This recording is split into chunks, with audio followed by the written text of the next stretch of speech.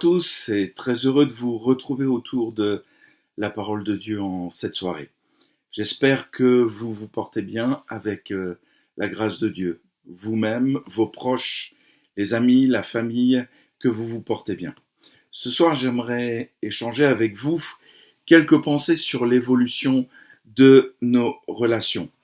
Avec la pandémie et le confinement, tous sont d'accord pour dire que nos rapports sociaux ne seront plus les mêmes. Les rapports humains, les relations humaines vont évoluer. En tout cas, pour un certain temps, pour un certain moment. Mais nous restons quand même des êtres sociaux. Nous avons besoin de relations. Nous avons besoin de notre famille, de nos amis, des collègues, de l'Église qui est aussi qui prend une part très importante dans nos relations. Et puis il y a aussi ce que l'on peut appeler nos ennemis, ceux qui nous veulent du mal ou ceux que nous n'apprécions pas forcément. Et aussi les personnes, et ça arrive, que nous ne supportons pas. Il y a des personnes que nous ne supportons absolument pas. J'aimerais parler ce soir avec vous d'un peuple qui existe toujours aujourd'hui, et c'est l'une des plus petites minorités actuelles aujourd'hui sur la terre. On estime qu'ils sont moins de 1000 personnes, c'est les Samaritains. Et j'aimerais m'entretenir avec vous sur les Samaritains. Pour la majorité d'entre nous, lorsque l'on évoque le terme de Samaritain, on va tout de suite penser à la parabole de Jésus, le bon Samaritain, où il va faire passer un message auprès des pharisiens, des religieux. Dans ce sens, il faut arrêter de penser à réfléchir sur la question qui est mon prochain, mais de se faire proche des personnes. Pour ceux qui ont un peu plus de connaissances bibliques, on va penser évidemment à Jean 4, la rencontre de Jésus avec la Samaritaine au bord d'un puits, où là, à partir de ce moment-là, lorsque elle va prendre conscience de qui est Jésus, il y a comme un mouvement de réveil qui va se mettre en place donc en Samarie. Mais qui sont les Samaritains, dont parle essentiellement le Nouveau Testament? Si on compare l'Ancien Testament et le Nouveau Testament, l'Ancien Testament va souvent faire référence à Samarie. Samarie comme capitale du royaume du Nord, comme capitale du royaume d'Israël. Ville qui, à un moment donné, aura autant de rayonnement que la Damas de l'Antiquité. Les archéologues ont vraiment mis en lumière la richesse de cette ville. Mais dans l'Ancien Testament, il est fait seulement mention une seule fois du terme samaritain. Les Samaritains donc désigneraient les habitants de la région de Samarie qui ont bâti un sanctuaire en vue d'un culte idolâtre. Le contexte les associe donc à des étrangers déportés donc sur le territoire d'Israël par le roi d'Assyrie, ou si on pourrait parler de l'empereur d'Assyrie, Salmanasar V, donc entre 726 et 722 avant Jésus-Christ, qui va faire venir de différentes régions de son empire des populations qui vont peupler donc le territoire, une bonne partie du territoire occupé par les tribus d'Israël. Ces peuples déplacés vont pratiquer ce qu'on appelle un syncrétisme religieux. Ils viennent avec leurs idoles, avec leur culte, et ils vont s'approprier le culte local, c'est-à-dire le culte qui est dédié à Yahweh. Je vous invite à lire donc dans le 2e livre des rois, qui parle de cet épisode que j'ai expliqué en quelques mots au chapitre 17 et à partir du verset 24. Et voilà ce qu'il est dit. Le roi d'Assyrie fit venir des gens de Babylone, de Kouta, d'Ava, de Hamath et de Sepharvaïm, et les établit dans les villes de Samarie à la place des enfants d'Israël. Ils prirent possession de Samarie, et ils habitèrent dans ces villes. Lorsqu'ils commencèrent à y habiter, ils ne craignaient pas l'Éternel. Et l'Éternel envoya contre eux des lions qui les tuaient.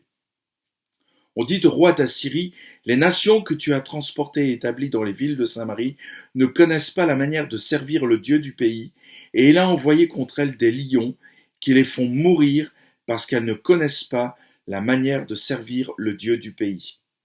Le roi d'Assyrie donna cet ordre. Faites-y aller l'un des prêtres que vous avez emmenés de là en captivité, qu'ils partent pour s'y établir et qu'il leur enseigne la manière de servir le Dieu du pays. Un des prêtres qui avait été emmené captif de Samarie vint s'établir à Béthel et leur enseigna comment ils devaient craindre l'Éternel. Mais les nations firent chacune leur dieu dans les villes qu'elles habitaient et les placèrent dans les maisons des hauts lieux bâtis par les Samaritains. Les gens de Babylone firent Sukkot-Benoth, les gens de Kout firent Nergal, les gens de Hamath firent Ashima. Ceux d'Ava firent Nibshaz et Tartak. Ceux de Sepharvaïm brûlaient leurs enfants par le feu en l'honneur d'Adramélec et d'Anamélec, dieu des Sepharvaïm. Ils craignaient aussi l'Éternel, et ils se créèrent des prêtres, des hauts lieux pris parmi tout le peuple. Ces prêtres offraient pour eux des sacrifices dans les maisons des hauts lieux. Ainsi, ils craignaient l'Éternel, et ils servaient en même temps leur Dieu, d'après la coutume des nations d'où on les avait transportés. Donc ces peuples avaient été transportés, occupaient une bonne partie du territoire d'Israël et pratiquaient donc le syncrétisme. Mais l'origine des Samaritains, dont parle bien plus souvent le Nouveau Testament, et dont un petit reste a subsisté jusqu'à nos jours, est une question beaucoup plus complexe que simplement la notion de Samaritain mentionnée dans 2 Rois 17. C'est un peu plus compliqué que cela. Il y a eu l'exil en 722 où les Assyriens vont transporter une bonne partie du peuple d'Israël dans leur territoire, les éparpillant un peu partout, mais il y a quand même des Juifs, des Israélites qui sont restés sur place. Les exils consécutifs à la chute de Samarie en 721 avant Jésus-Christ n'ont sûrement pas été massifs au point de modifier aussi la population de la région, qui est et reste en partie israélite. Après avoir perdu son indépendance au 8e siècle avant Jésus-Christ, Samarie est devenue une capitale de province dans l'Empire assyrien. L'Empire assyrien était devenu énorme et donc des villes sont devenues des capitales de provinces de cet empire. Et Samarie faisait partie donc d'une de ces capitales. Elle aura le même statut d'ailleurs dans l'empire babylonien qui va succéder à l'empire assyrien, donc vers 612 avant Jésus-Christ. La même situation va se perpétrer aussi avec l'empire perse qui succède à l'empire babylonien, tous des empires qui se succèdent, toutes des puissances régionales qui se succèdent les unes aux autres. Lorsque les exilés de Juda reviennent à Jérusalem, donc le royaume du sud qui va être détruit donc en 586 avant Jésus-Christ et où toute la population, où une bonne partie de la population va être déportée à Babylone.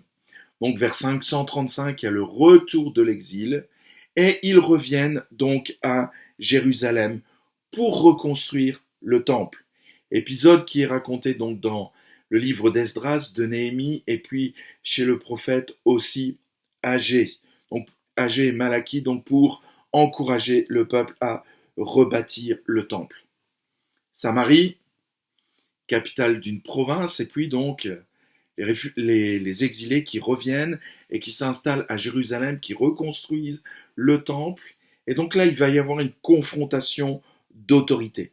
Il y a une tension compréhensible dont va témoigner le livre d'Esdras et de Néhémie.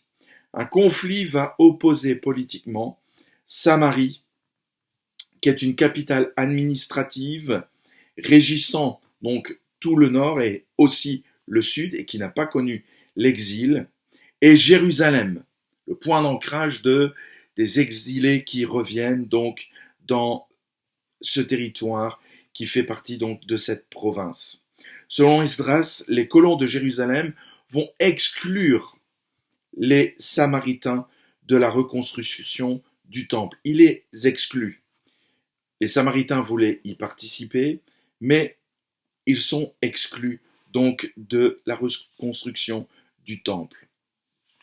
La Judée, à un moment donné, obtiendra son indépendance. Je vais passer tous les détails historiques. On peut aller dans les livres des Maccabées qui vont racontait aussi toujours ce conflit entre les Samaritains et donc les habitants, les retours, ceux qui sont revenus donc de Babylone et qui vont reconstruire donc la nation d'Israël.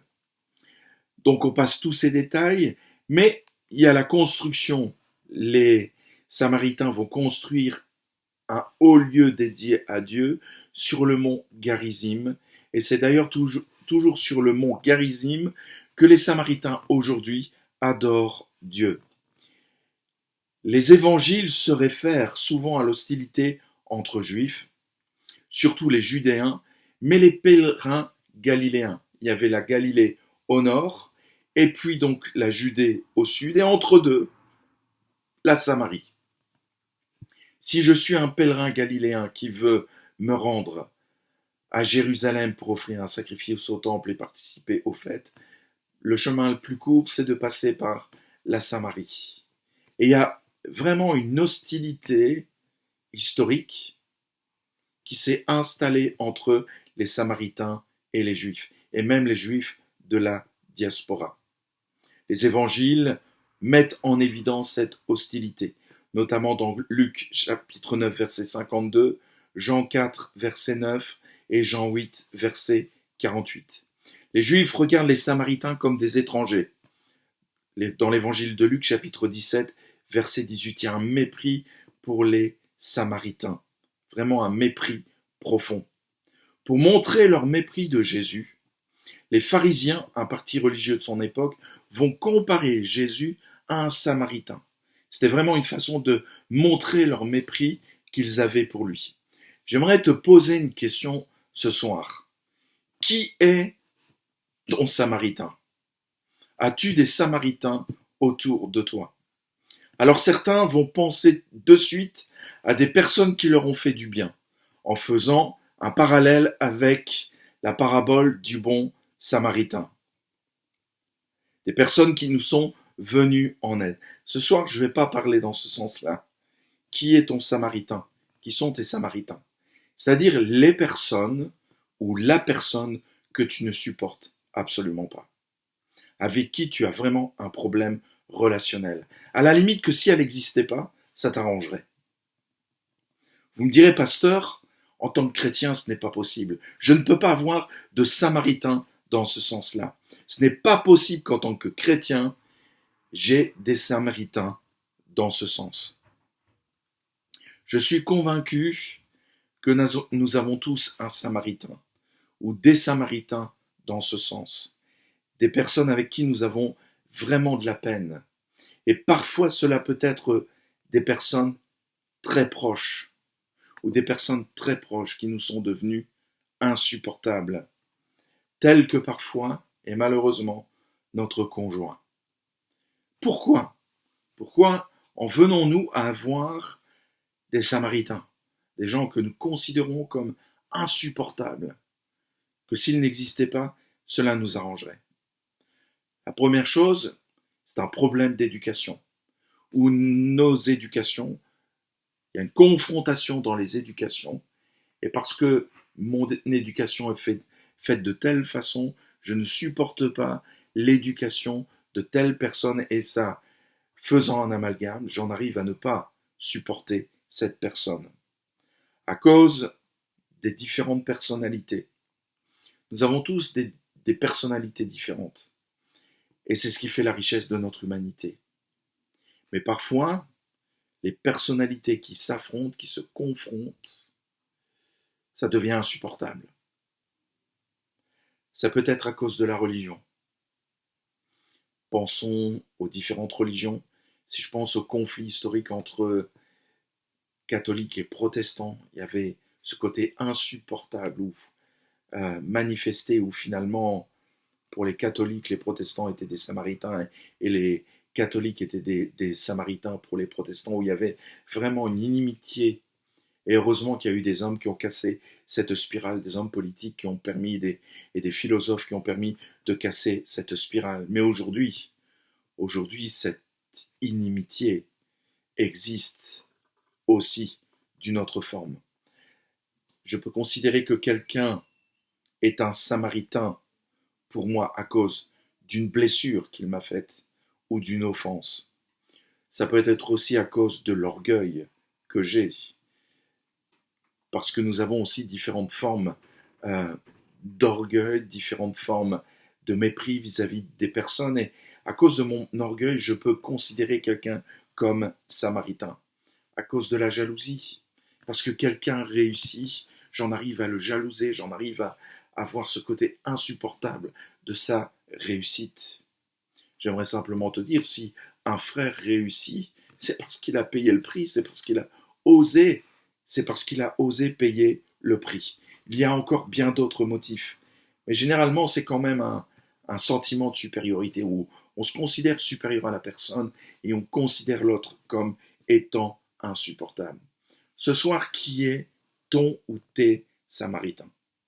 Je pense que, sans aller plus loin, tu vas tout de suite les identifier si tu en as. Pourtant, les évangiles et les actes des apôtres vont ouvrir une porte. Il y a un autre type de relation qui se dessine pour les Samaritains. Même Jésus, tout de suite dans l'évangile de Jean au chapitre 4, avec cette rencontre avec la Samaritaine, il fait entrer les Samaritains dans une autre dimension. Lorsqu'il va raconter la parabole du bon Samaritain, il introduit une autre dynamique pour les Samaritains. Dans les actes des apôtres, dans Acte 1:8, Jésus dit « Vous serez mes témoins en Judée, en Palestine, en Samarie et jusqu'aux extrémités de la terre. » Il y a un projet qui se dessine maintenant pour les Samaritains, à un tel point qu'il y aura un réveil religieux. C'est l'un des tout premiers réveils religieux dans Acte 8, lorsque Philippe va aller là-bas, et où il y aura vraiment, suite à sa prédication, un nombre incroyable de personnes qui vont se convertir. Dieu avait un projet pour les Samaritains, comme pour toutes les autres nations. L'Évangile nous introduit dans des nouvelles relations, mes amis. Ne l'oublions jamais. Nos relations avec l'Évangile deviennent complètement différentes. Jésus va nous demander de bénir nos ennemis, de prier pour nos ennemis, d'avoir une toute autre attitude avec nos ennemis. Jésus nous laisse un commandement nouveau, c'est d'aimer notre prochain comme nous-mêmes, d'aimer notre Samaritain comme nous-mêmes. Les auteurs bibliques diront « Qu'avons-nous de plus que les autres si nous aimons ceux qui nous aiment ?» J'ai pas de problème à aimer les gens qui m'aiment, mais les personnes avec qui j'ai des difficultés, c'est compliqué. C'est compliqué. L'apôtre Jean écrira dans sa première lettre, au chapitre 2, les versets 7 à 11, « Bien-aimés, ce n'est pas un commandement nouveau que je vous écris, mais un commandement ancien, que vous avez eu dès le commencement. Ce commandement ancien, c'est la parole que vous avez entendue. Toutefois, c'est un commandement nouveau que je vous écris, ce qui est vrai en lui et en vous, car les ténèbres se dissipent et la lumière véritable paraît déjà. Celui qui dit qu'il est dans la lumière et qui est son frère est encore dans les ténèbres. Celui qui aime son frère demeure dans la lumière, et aucune occasion de chute n'est en lui. Mais celui qui est son frère est dans les ténèbres. Il marche dans les ténèbres, et il ne sait où il va, parce que les ténèbres ont aveuglé ses yeux. Celui qui est son frère est dans les ténèbres. Je ne sais pas si ça peut être plus clair que cela, et il y a encore d'autres textes qui parlent de cela, mais celui qui est son frère, qui est son samaritain, qui a des samaritains, marche dans les ténèbres. Il n'y a rien de nouveau sous le soleil dans les rapports humains, mais l'évangile de grâce nous propose une voie de libération pour nos relations, pour tes relations, pour mes relations. Depuis le ministère de Jésus, tu entres dans une nouvelle dimension relationnelle, où ton prochain est un frère qui a la même valeur que toi aux yeux de Dieu. Alors évitons d'avoir des samaritains dans ce sens. Soyons bien sûr des bons samaritains, mais évitons-nous d'avoir des samaritains. Voyons notre prochain comme Dieu le voit et comment Dieu peut l'utiliser pour changer ta vie. Il y a un livre qui a été écrit il y a quelques années concernant le mariage et le titre c'est « Vous avez dit oui à quoi ?» J'ai particulièrement aimé ce livre parce qu'il montre que finalement la personne que Dieu met à côté de nous, notre épouse, est un outil que Dieu va utiliser pour façonner notre vie, pour nous transformer, toujours de gloire en gloire, parce que c'est ça le projet de Dieu, de nous transformer de gloire en gloire. Alors évitons d'avoir des Samaritains. Les Samaritains, comme je le disais, ont connu rapidement un réveil, alors que beaucoup de Juifs, à l'époque de Jésus, à l'époque de l'Église primitive, c'est-à-dire l'Église du début, sont passés totalement à côté du plan de Dieu. Les Samaritains vont connaître la grâce de Dieu et l'un des tout premiers réveils religieux. Attention de ne pas te priver de la grâce de Dieu parce que tu considères des personnes comme des Samaritains, parce que tu conserves de l'amertume, parce que tu as une attitude vis-à-vis de personnes qui te disqualifient devant Dieu. Des Samaritains peuvent te dépasser. Des gens que tu méprises un jour peuvent te dépasser dans la foi. Si tu conserves une attitude de fermeture à l'égard de tierces personnes. La Bible déclare que certains se disqualifient eux-mêmes. Attention à cela. Ne nous disqualifions pas parce que nous conservons des Samaritains dans nos vies. Le meilleur exemple, c'est Jésus sur la croix, qui aurait pu avoir plein de Samaritains, plein de personnes pour qui il aurait pu avoir du mépris et garder de l'amertume au fond de lui. Jésus déclara « Père, pardonne-leur, car ils ne savent pas ce qu'ils font. » Jésus n'a pas gardé de Samaritains. Il a vu le potentiel au travers de chaque parole, même prononcée à la croix, même si c'était que quelques auditeurs qui les entendaient. Il a fait attention que ces paroles n'allaient pas le discréditer. Mais Jésus n'avait pas de Samaritains. Il a vu des personnes, des créatures de Dieu qui avaient besoin du salut et de la grâce de Dieu. Et il en a fait des co-héritiers. Jésus sur la croix voyait la moisson. Voyait déjà la moisson, il ne voyait pas la défaite. Jésus voyait la moisson. Et c'est pour ça qu'il a dit, Père, pardonne-leur, car ils ne savent pas ce qu'ils font. Que Dieu nous vienne vraiment en aide dans nos relations. Vraiment. Que Dieu nous vienne en aide dans nos relations. N'ayons pas de Samaritains, afin de ne pas être disqualifiés. Et prenons ce temps pour nous examiner et dire finalement, est-ce que j'ai pas encore des Samaritains dans ma vie? On peut prendre un temps de prière ensemble et après je vous invite à écouter un chant du collectif Les Cieux Ouverts dont le titre c'est Esprit de Dieu, viens Esprit du Dieu vivant. On a besoin que l'Esprit de Dieu fasse peut-être remonter des choses à la surface et s'il y a des relations brisées ou des personnes qui nous sont insupportables, c'est peut-être parce qu'il y a de l'offense et qu'il y a besoin de pardon. Dieu connaît toutes choses.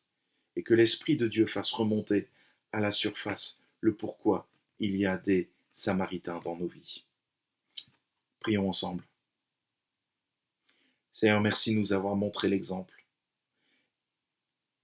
Il n'y a pas eu de Samaritains dans ta vie. Même si tous tes disciples t'ont abandonné, Pierre qui t'a renié, tu n'as pas conservé de Samaritains. Tu as continué d'aimer, de chérir et de faire la différence. Père éternel, combien de fois dans nos relations, sans le dire, nous nous comportons comme Israël avec les Samaritains, avec beaucoup de mépris. Nous ne disons peut-être rien, mais notre regard ou notre silence montre tout le mépris que nous avons pour la personne que nous considérons comme un Samaritain. Saint-Esprit, viens façonner nos cœurs. Parle à nos cœurs, montre-nous là où nous considérons des personnes comme des Samaritains, afin de vraiment nous repentir, afin de faire la différence et d'aimer l'autre comme tu nous demandes d'aimer notre prochain. Seigneur, en ce temps de confinement, tu nous aides à travailler sur nos relations pour faire la différence et entrer dans la bénédiction à laquelle tu nous appelles.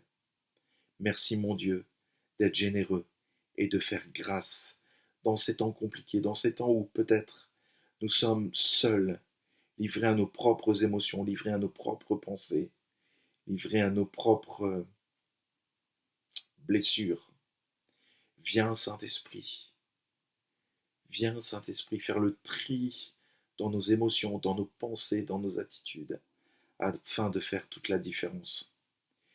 Merci Jésus, parce que nous pouvons compter sur ton Esprit, que s'il est invité, que si nous le laissons faire, il y a vraiment un travail de profondeur qui va se faire, et je te suis reconnaissant d'avoir fait ce travail aussi dans ma vie et de continuer de le faire. Amen. Alors, soyez bénis, et puis, surtout, n'ayez pas de Samaritain.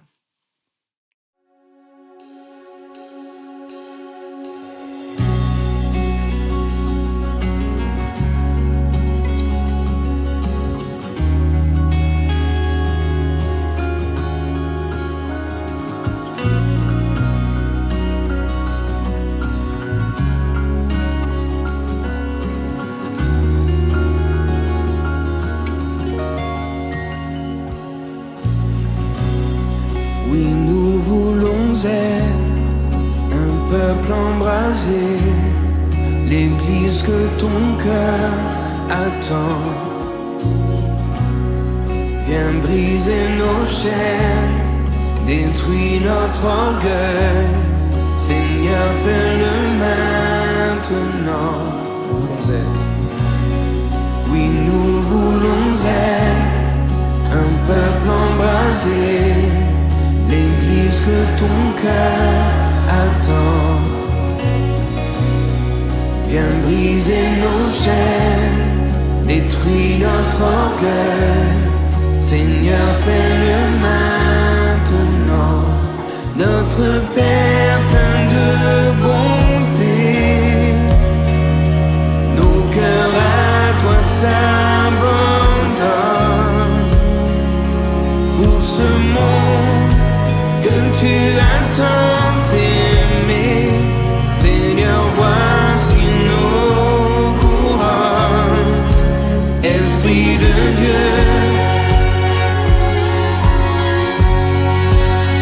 Esprit de Dieu vivant, souffle du nord, souffle du sud, souffle de l'est, souffle de l'ouest. Esprit de Dieu, Esprit de Dieu vivant, souffle des quatre vents et descend sur nous. Envoie ta puissance, envoie ta puissance.